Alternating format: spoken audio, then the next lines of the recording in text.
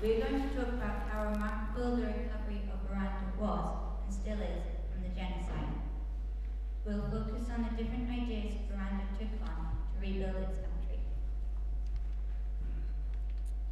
This catastrophic event began in 1994 when citizens of Rwanda belonging to the Tutsi tribe had killed the then current President Juvenal Habyarimana, who belonged to the opposing Hutu tribe.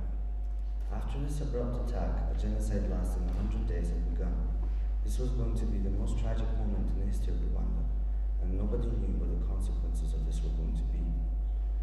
When the murders had eventually ended, people found themselves without homes, food, and in some cases families, but had managed to overcome their struggles. After the genocide, the country started to recover by encouraging all the Hutus and Tutsis to work together to rebuild the country, doing practical jobs like farming and building houses. They have now developed a justice system called Kachachu, in which the people from the community decide together if people are guilty or not. This is good because it not only recreates the community bond, but also lets people feel like they have their own opinion again. All this helps form relationships between two tribes again. I'm now going to tell you an incredible story about a woman named Elisa. During the genocide, some Hutus attacked Elisa's family. Sadly, only Elisa survived, even though her hand was chopped off.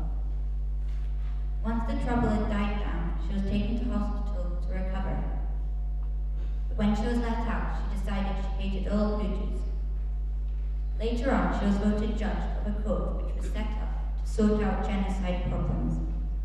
There she saw Hutus apologizing and felt jealous as she wanted to know who had done the horrible things to her family. Then one day, a man who was never very friendly to her collapsed on the ground and begged for her forgiveness. The next day, he came to her and told her he was the man who had chopped off her hand. But instead of being angry with him, she felt relieved to finally know the truth.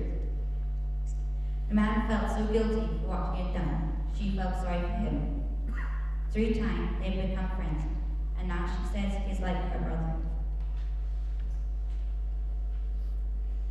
When I found this out, I was amazed that a person could forgive someone for doing such a traumatic thing. They would rather forgive than hate. It must have taken immense communication skills to work through the issue. But I also think it's very hopeful that people can come over something so traumatic. Rwanda is a country that has managed to endure through very difficult and unsettling periods.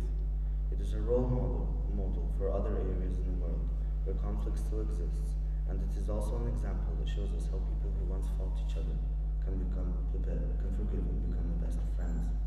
This genocidal event has inspired people to end disputes and form strong, long-lasting bonds with one another.